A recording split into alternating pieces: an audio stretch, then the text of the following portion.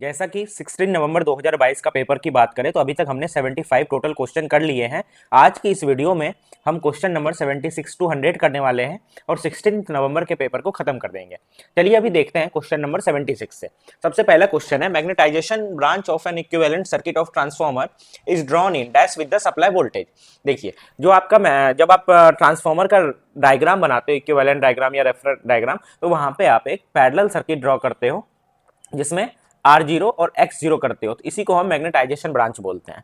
ठीक है, नेक्स्ट है, damper winding are used in synchronous generator 2। ये क्वेश्चन इससे पहले भी एक बार similar type of same I think so previous year paper में पूछा गया था। तो यहाँ पे आप देख सकते हो डंपर वाइंडिंग का क्या फंक्शन होता है in case of synchronous motor as well as synchronous generator. अगर हम मोटर की बात करें तो मोटर में जो मेन काम होता है डंपर वाइंडिंग का, वो होता है स्टार्टिंग टॉर्क देने के लिए। As 3 phase synchronous motor self starting नहीं होता है। वही अगर मैं बात करूं ऑल्टरनेटर या जनरेटर में, तो वहां पे जो है मेन जो रहता है इसका काम, वो जो है हंटिंग को प्रिवेंट करता है और कांस्टेंट लाइक का 3 फेज मेंटेन करके रखता है सप्लाई वोल्टेज को अंडर अनबैलेंस कंडीशन को। ठीक है, बाकी भी इसके क्या क्या चीजें हैं वो आप देख सकते हो। नेक्स्ट क्वेश्चन है एक हाइड्रो इलेक्ट्रिक पावर प्लांट पे। एज ये क्वेश्चन काफी ज्यादा लेंदी है, बहुत बच्चे इसको स्किप कर देते हैं। तो इसमें ये है, पहले हम क्वेश्चन को पढ़ते हैं, समझते हैं। A hydro electric generating station is supplied from reservoir with capacity of 50000 cubic metres at head of 200 metres and total energy available 2.044 into 10⁶। ये कंफ्यूजन नहीं करना है, यहाँ पे 10⁶ है, ठीक है, kilowatt hour. And water density 997 kg पर metre cube. Find the overall efficiency. सबसे पहले हमें जो यहाँ पे एफिशिएंसी निकालना है, एफिशिएंसी के लिए हमारे पास डेटा चाहिए output energy upon input energy. Output energy हमारे पास यहाँ पे दिया हुआ है, आउटपुट एनर्जी की वैल्यू है 2.044 इंटू 10⁶ किलोवाट आवर। ठीक है, अब हमें एफिशिएंसी के लिए इनपुट एनर्जी की रिक्वायरमेंट होगी। तो सबसे पहले जो हाइड्रो इलेक्ट्रिक पावर प्लांट है उसमें जो है हमारा एनर्जी यूज होता है वो पोटेंशियल एनर्जी को कन्वर्ट करता है और उसको यूटिलाइज करके इलेक्ट्रिसिटी प्रोड्यूस करता है। तो हाइड्रो इलेक्ट्रिक में अगर बात करें पोटेंशियल एनर्जी क्या होता है, तो potential energy equal to mass into gravitational constant into height. ठीक है, अब ये जो मास है, मास क्या होता है, अगर मैं मास डेंसिटी की बात करूं वो होता है मास अपॉन वॉल्यूम। तो मैं यहां से मास को लिख सकता हूं डेंसिटी इंटू वॉल्यूम। तो हमारे पास जो E है, E equal to D V G H हो जाएगा।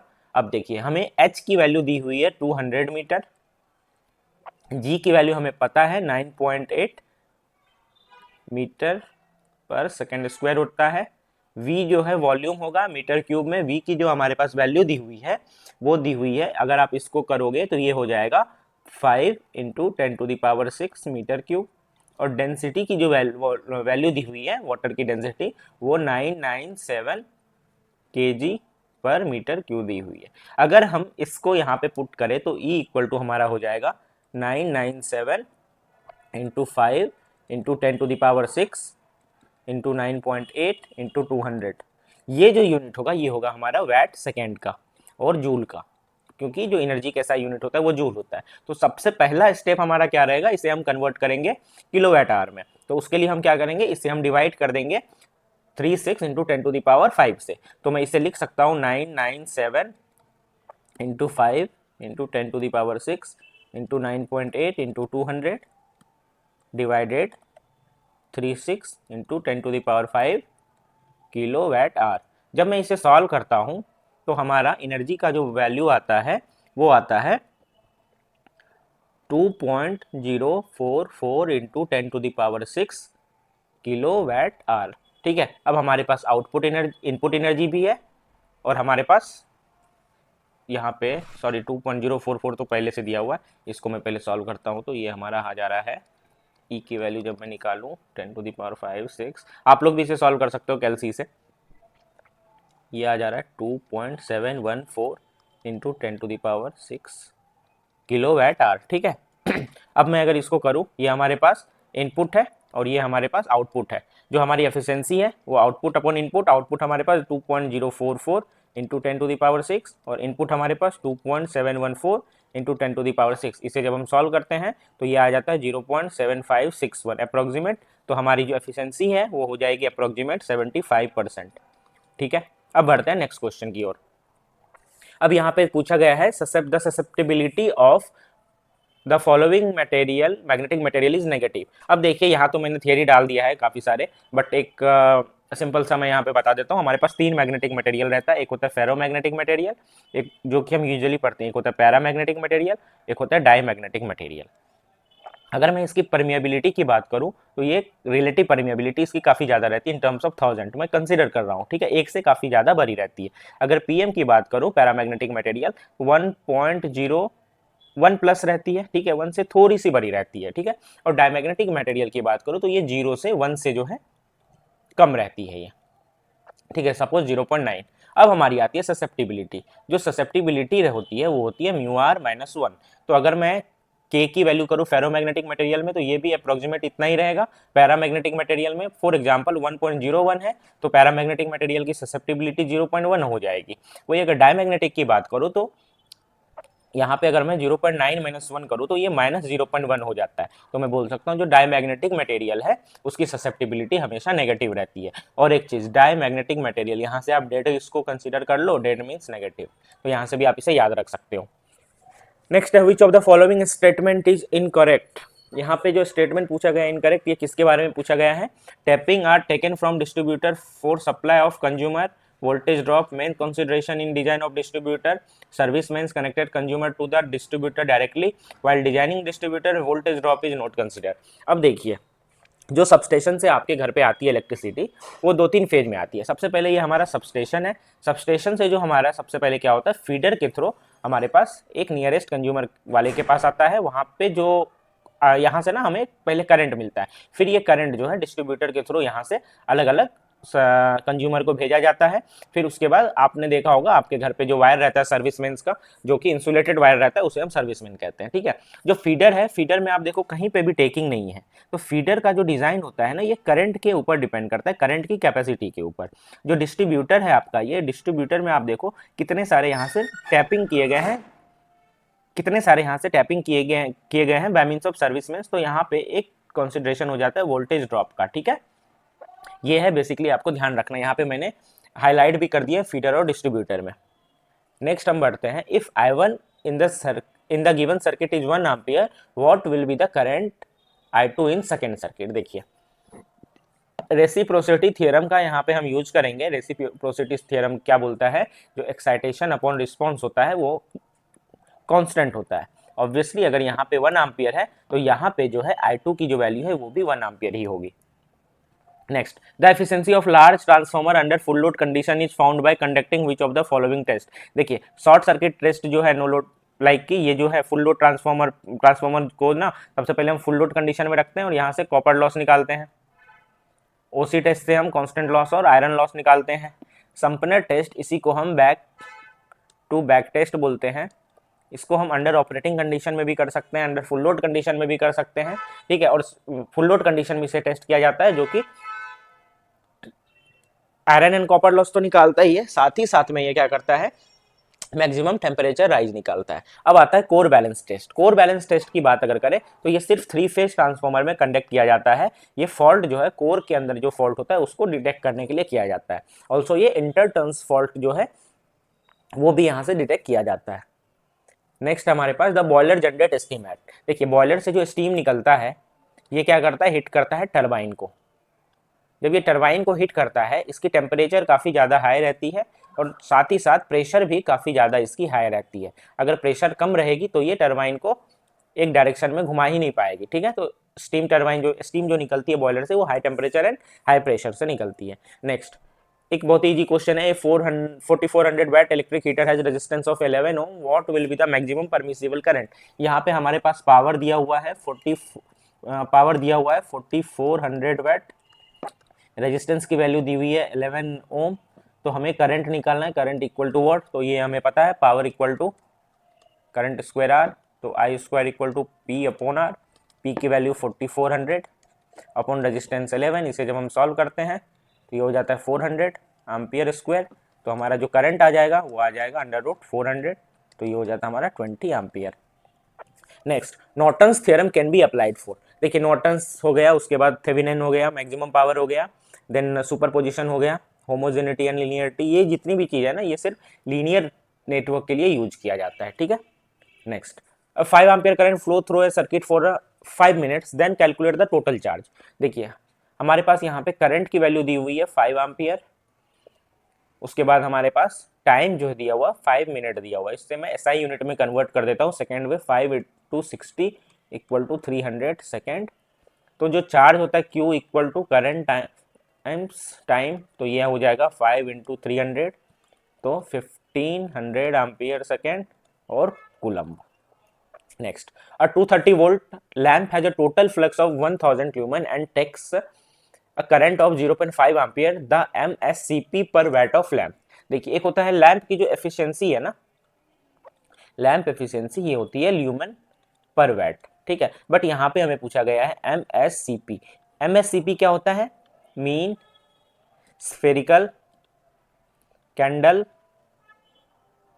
पावर, ठीक है। ये जो एमएससीपी होता है, एमएससीपी जो होता है ये होता है ल्यूमेन अपॉन 4 पाई। तो एमएससीपी हमारा क्या हो जाएगा?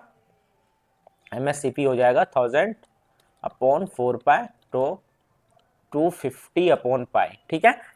अब उसके बाद हमें यहाँ पे दिया हुआ है current, current equal to 0.5 ampere and voltage equal to 230 volt. तो यहाँ से मैं पावर निकाल सकता हूँ, करंट इंटू वोल्टेज। जब मैं इसे सॉल्व करता हूँ तो 150 वैट हो रहा है। तो हमें निकालना है M S C P upon watt. M S C P हमारा कितना है? 250 अपॉन पाई। इसको मैं डिवाइड कर दूंगा 115 से। जब आप इसे सॉल्व करते हो तो अप्रोक्सीमेट ये 0.7 आता है, hence 0.69। Next, in the circuit shown below, the reading of the ideal ammeter and voltmeter respectively will be। सबसे यहाँ पे जो की पॉइंट दिया है आइडियल आमीटर, तो ये क्वेश्चन को सॉल्व करने के लिए हमें पूछा गया है यहाँ से आमीटर से और वोल्टमीटर से कितनी करंट फ्लो होगी, ठीक है। तो इसे मैं आई ए ले लेता हूँ, इसे मैं आई वी ले लेता हूँ। तो ये जो सर्किट है, ये सर्किट को मैं कुछ इस तरीके से ड्रॉ कर सकता हूँ। 2 ओम, 3 ओम, 10 वोल्ट। आमीटर का रेजिस्टेंस मैं आर ए ले लेता हूँ और वोल्ट मीटर का जो रेजिस्टेंस है वो आर वी ले लेता हूँ। देखिए सिंस दोनों आइडियल है, तो अगर मैं आइडियल केस की बात करूँ तो आइडियल केस में जो रेजिस्टेंस रहता है ये 0 ओम रहता है आमीटर का, ठीक है। और वोल्ट मीटर का जो रहता है आइडियल केस में इन्फानाइट ओम रहता है। तो यहाँ पे अगर मैं 0 ओम ले लेता हूँ तो इट मीन्स कि ये जो है सर्किट हमारा शॉर्ट सर्किट हो जाएगा और ये हमारा ओपन सर्किट हो जाएगा। तो हमारा रिजल्टेंट जो सर्किट बनेगा वो कुछ इस तरीके से बनेगा,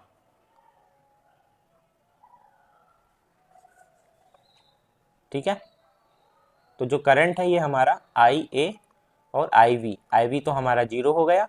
आई ए की जो वैल्यू होगी 2, 3, 10, तो ये ऐसे ही हमारी 2 एम्पियर हो जाएगी। नेक्स्ट है, in an electric circuit 10 volt voltage source is connected in series with 2 ohm resistance, the dual of the circuit consist of. सबसे पहले मैं सर्किट देख लेता हूं। 10 वोल्ट है हमारे पास यहाँ पे सप्लाई और 2 ओम का रेजिस्टेंस है। 10 वोल्ट 2 ओम रेजिस्टेंस है हमारे पास सप्लाई। तो इसका हमें ड्यूअल बनाना है।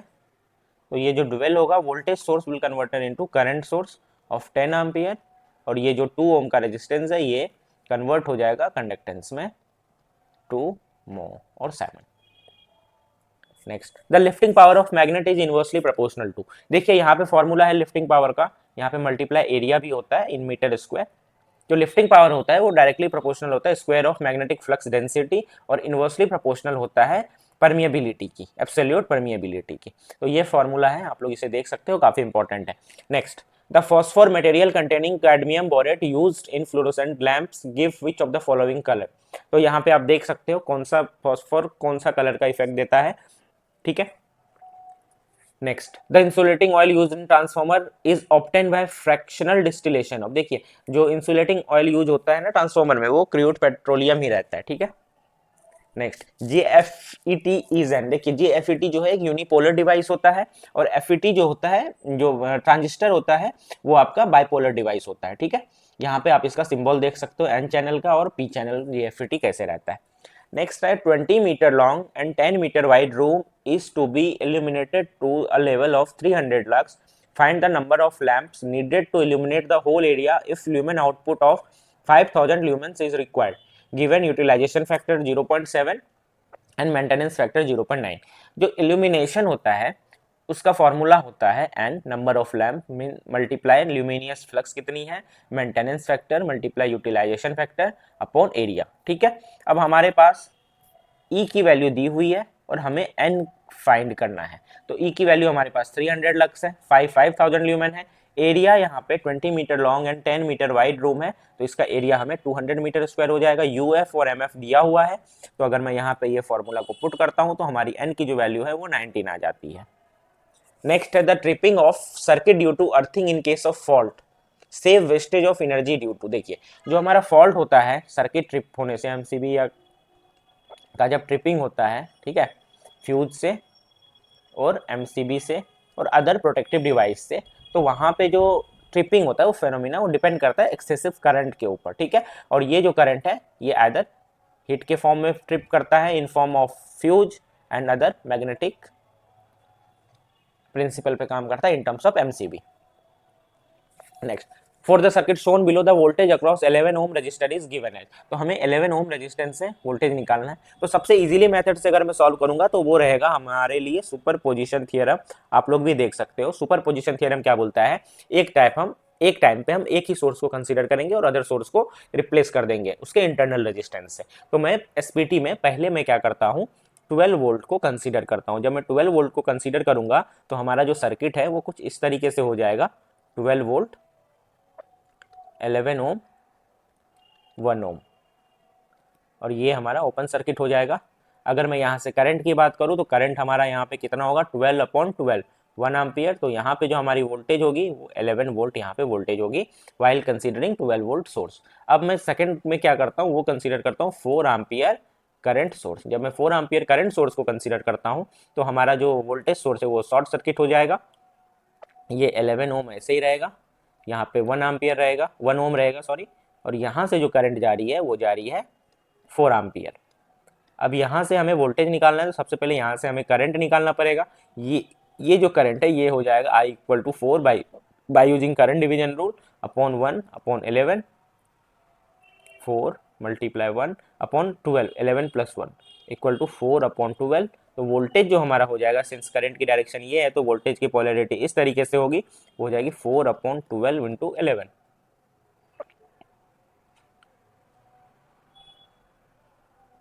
तो हो जाएगा, इसको मैं 1/3 भी तो लिख सकता हूँ, तो 11/3 वोल्ट। तो ठीक है, हमारे पास दो वोल्टेज आ गया। एक जो 12 वोल्ट से जो हमारा वोल्टेज आ रहा है उसकी पोलैरिटी इस तरीके से 11 वोल्ट, और V ड्यू टू 4 एम्पियर से जो आ रहा है उसकी पोलैरिटी हो रही है -11/3 वोल्ट। तो जो हमारा रिजल्टेंट वोल्टेज होगा वो क्या होगा, 11 - 11/3, तो ये हो जाता है हमारा 22/3 वोल्ट। अब इसे आप नोडल एनालिसिस से भी फास्टली सॉल्व कर सकते हो। Next, a 120 ohm resistor is in parallel with a capacitor with a capacitive reactance of 40 ohm. Both components are across a 20 volt AC source. What is the magnitude of total current through the circuit? सबसे पहले ये question के according मैं circuit को draw कर लेता हूँ। एक हमारे पास 120 ओम रजिस्टर है और ये पैरेलल है एक कैपेसिटर से जिसका कैपेसिटिव रिएक्टेंस है 40 ओम, और दोनों पैरेलल में 20 वोल्ट एसी सोर्स के साथ एक्साइटेड हो रहा है। तो मैं इस केस में एज हमारे पास सर्किट क्लियर है तो यहाँ से जो हमें करंट निकलेगा वो कितना हो जाएगा, 40/20,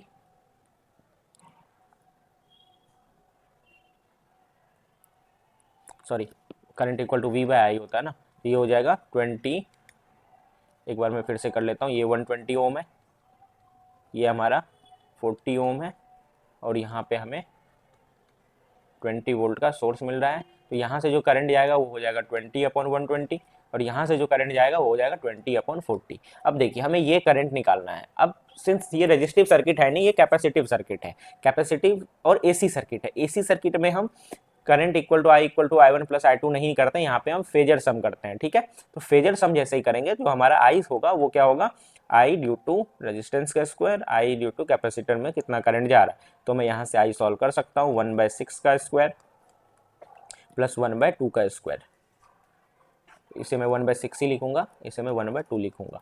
तो ये हो जाता है 1/36 प्लस 1/4। इसे आप जब करते हो सॉल्व तो ये हो जाता है हमारा 10/36।